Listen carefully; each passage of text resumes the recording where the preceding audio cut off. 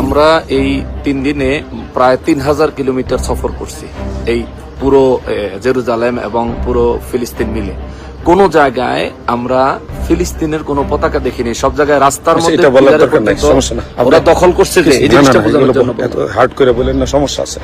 আমরা কিছু বিধি নিষেধের কারণে অনেক কথা বলবো না, সবকিছু ফেসবুকে বলবেন না, সবকিছু আপনি অফ থাকেন, সমস্যা ফেস লাগাবেন।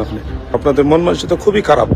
মসজিদে আকসা সম্পর্কে আমরা যেসব তথ্য আপনাদেরকে দিয়েছি, আমাদের উদ্দেশ্য ছিল দেশবাসী যাতে বিভ্রান্তি থেকে মুক্তি পায়। আকসাতে কোনো অ্যাটাক নাই বা কোনো ধরনের সমস্যা নাই।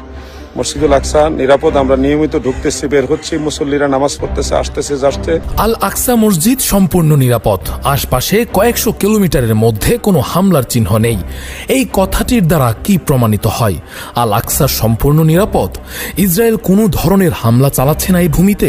নির্লজ্জের মতো হাস্যোজ্জ্বল মুখে দুহাত উঁচু করে মুসলিমদের বার্তা দিচ্ছেন বাংলাদেশের 3 সুন্নি আলেম, এখানে কোনো হামলার চিহ্ন নেই।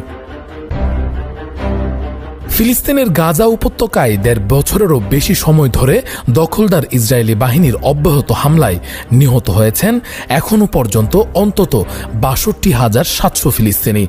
আহতদের সংখ্যা দাঁড়িয়েছে 1 লাখ। নারী ও শিশুরাও রেহাই পায়নি এই নিষ্ঠুর গণহত্যা থেকে। বর্বরী হত্যাযজ্ঞের বিরুদ্ধে গোটা বিশ্বে যখন চলছে প্রতিবাদ, বিশেষ করে মুসলিম দেশগুলোর নাগরিকরা সোচ্চার ভূমিকা পালন করছেন, ঠিক তখন বাংলাদেশও ব্যতিক্রম নয়। শুরু থেকেই ধর্মপ্রাণ মুসলমান সহ বিভিন্ন রাজনৈতিক দল, শিক্ষা প্রতিষ্ঠান ও সামাজিক সংগঠন ইসরায়েলি আগ্রাসনের বিরুদ্ধে নানামুখী কর্মসূচি পালন করে আসছে। সম্প্রতি বিশ্বব্যাপী ধর্মঘট কর্মসূচির সঙ্গেও সংহতি জানিয়ে বাংলাদেশেও পালিত হয় কর্মবিরতি, মানববন্ধন ও বিক্ষোভ। এমন প্রেক্ষাপটে হঠাৎ করে আলোচনায় উঠে আসে বাংলাদেশের 3 সুন্নি আলেম, যাদের ইসরায়েল সফরের ছবি ছড়িয়ে পড়ে সামাজিক যোগাযোগ মাধ্যমে। মুফতি আলাউদ্দিন নামের একটি ফেসবুক আইডি থেকে একটি গ্রুপ ছবি পোস্ট করা হয়, যেখানে দেখা যায় 3 জন আলেম ডোম অব দ্য রক এর সামনে দাঁড়িয়ে আছেন। ক্যাপশনে দাবি করা হয়, আল আকসা মসজিদ সম্পূর্ণ নিরাপদ, আশপাশে কয়েকশো কিলোমিটারের মধ্যে কোনো হামলার চিহ্ন নেই। জানা গেছে ছবিতে থাকা ব্যক্তিদের মধ্যে 2 জন হলেন মুফতি আলাউদ্দিন জিহাদি ও হাসান উদ্দিন নকশবন্দি। 3য় জনের পরিচয় এখনও নিশ্চিত করা যায়নি।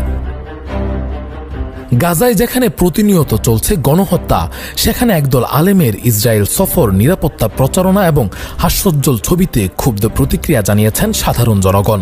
প্রশ্ন উঠেছে, যখন অধিকাংশ ফিলিস্তিনি এমনকি পশ্চিম তীরের বাসিন্দারাও আল আকসায় যেতে পারেন না, তখন এই 3 বাংলাদেশি কিভাবে সেখানে গেলেন? জাতীয় বিপ্লবী পরিষদের আহ্বায়ক খোমেনি ইহসান ফেসবুকে লেখেন, এই 3 জন দেশে ফিরলে গ্রেফতার করতে হবে। বিমানবন্দর